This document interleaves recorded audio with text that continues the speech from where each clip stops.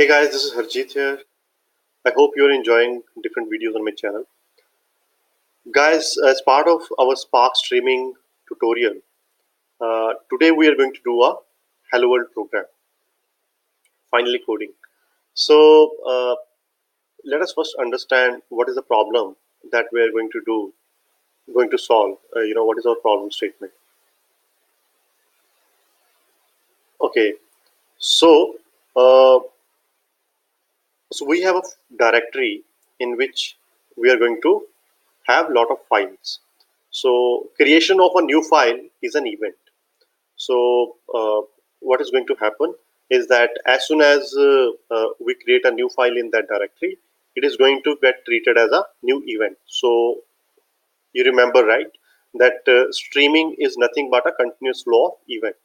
So every new file generation is an event, and as part of that event we want to read the contents of that file, and we want to do word count. We want to find out what is the count of words in that file, how many times each word is occurring. So this is pretty simple. So this is the code for that. So we have to do some import statements. So these are here. Then we have to initialize streaming context. You remember, streaming context is main, you know, main handle for our streaming job, which interacts with the Spark context and spawn jobs for every RDD which is being generated as part of stream. So to create a streaming context, we need to pass Spark context, and we need to tell that what will be our batch interval, after how much time we want to create a new RDD and we want to process it.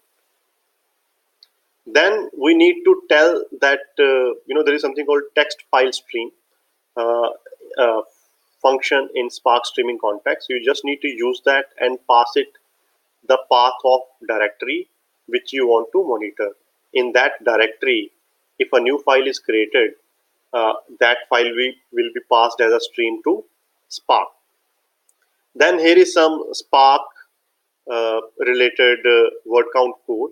We'll do a split operation, split the contents of that file by space, and then we'll create a key value pair out of each word that we have, and then we'll do a reduce by key operation to find out uh, the count of each word, and then we'll just print it.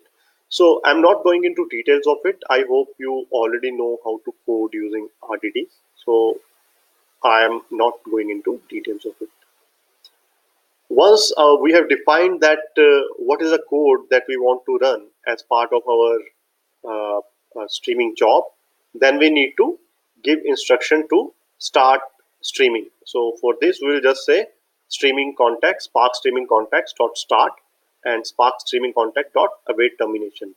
So this is just to tell Spark that keep running until unless we pass you a termination message, termination communication.